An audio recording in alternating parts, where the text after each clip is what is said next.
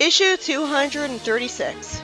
We start out seeing the people of Furville being panicked at some robots in the Death Egg as Eggman threatens them an announcement through it. Gee, it's almost as if the cities that don't have force fields aren't safe at all or something. Eggman says that everyone who isn't immune to being roboticized will be legionized instead and used to hunt down their loved ones. So why the hell are only some people still having an immunity to it?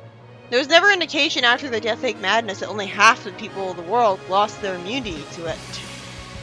Eggman says that he'll get around to fixing the roboticizer, and the people with those fates will have to wait in the prison eggs. That's kind of a mercy then, though. And he's attacking Furville to get revenge from last time. Not to mention it's one of the largest settlements on the continent. Being alone and bitter, Sonic thinks back to how Scourge said that only one bad day would make him become just like him. Amy and Tails show up telling him bad news that he already knows, and when Sonic says that the freedom fighters are done, Amy slaps his leg. Oh, so it's fine when she slaps him. And his friends accuse him of joking when he wouldn't joke about that, and furiously yell at him that he's never given up before. Probably feeling pressured because it's clear his friends would all hate him otherwise, which is what explains why one bad day wouldn't make him become like Scourge. Sonic reassures his friends that they've got to seriously brainstorm to come up with a way to fix things. Then Rotor shows up, back to his old design as he looks bitter, and he tells them all that Nicole was banished from the city.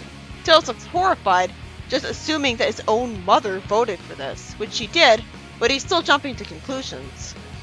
I'm really glad he's horrified at his mother being a horrible obstructive bureaucrat for once. Normally she just gets away with it. Rotor says that they can't keep tabs on the city and fight Eggman, even though they did that their entire lives just fine. And we cut back to robots, including Metal Sally, attacking Furville. Sonic makes a speech to the Council of Acorns saying that they'll split into two teams, with Sonic leading the first one to try to fight Eggman and rescue Sally, while Rotor will be in command of the other team to help protect the home front. Rotor then summons his nanite suit and says that it provides corrective support for his back and puts him back in active duty. Fortunately, while Ixis arbitrarily denies Sonic's idea out of spite when he should be supportive of anything that'll be a better fight against his enemy Eggman.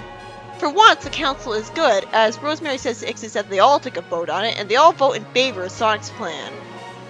Rotor says that Tails is helping him bring two former Chaotix out of retirement to join Team Freedom first, and then he's going to hold a recruitment drive here in the city. Retirement? Since when? Of course, Sonic is taking the other game characters for his team, who go to rescue Furville. Oh, they're called Team Fighters. That's dumb.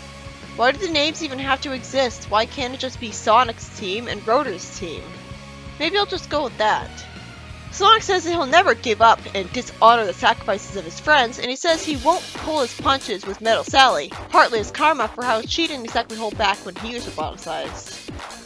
Well, she didn't attack him, but I can see his point, I guess. Amy seems to have taken over Sally's role as the nagging girl, which Sonic lampshades, but I don't think it's a good fit for her. It's more of a fit for Tails, the cautious one. One of the villagers says that if Sonic and his friends can fight, so can they.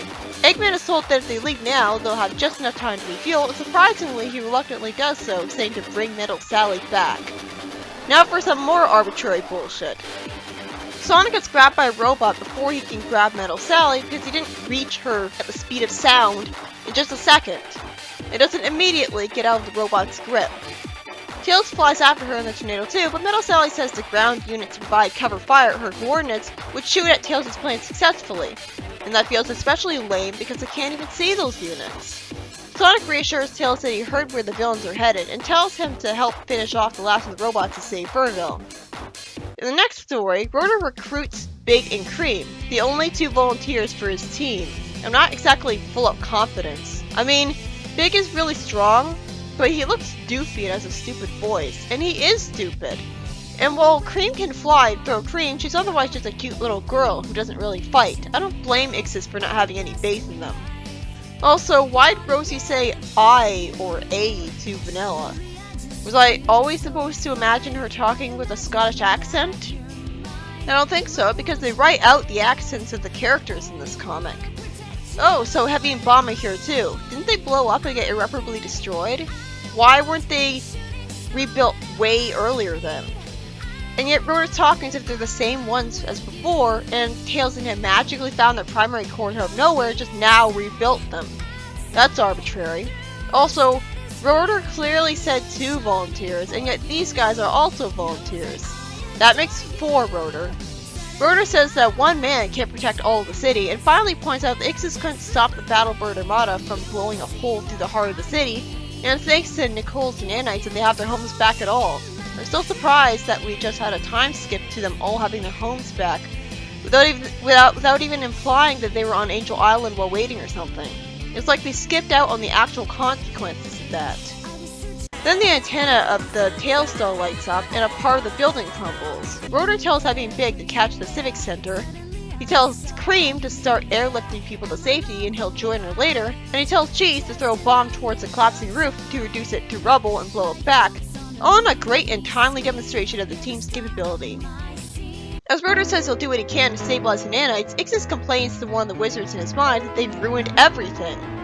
So I guess he's blaming them for what happened with the Civic building. Ixus says that Nicole's nanites betrayed them again, which makes no sense. I mean, she's not even anywhere near this place, and Rotor points it out. He says that Nicole's not here, and if anything, she would have prevented that glitch before it even happened. He can direct the nanites to rebuild from the suit, but it would have been faster and more efficient with her around. Since the citizens aren't aware that the Tails doll caused the problem, I can sort of understand their concern with the nanite building collapsing when a nanite controller was just banished from the city. Maybe they're worried that Nicole's doing it on purpose out of revenge for being kicked out. I wish we got to see an alternate universe Nicole did do that. Ixus says that he'll investigate underground that was made treacherous by the Armada's assault, and wonders if he can find a way to solve the problems of the Council and the fickle temperament of his people. Well, unless I was brainwashing, he's wasting time here. Also, they're not exactly fickle. It's only recently that they've even considered siding with Rotor at all. For the most part, they've been all Ixus. This issue is by Ian Flynn. The first story is about Sonic spending some time bitter and resentful, looking much like Scourge did with Alicia at his side, as he reflects on how bad things have gotten, and then because his friends risk hating him if he just gives up, he decides to reassure them and keep on fighting.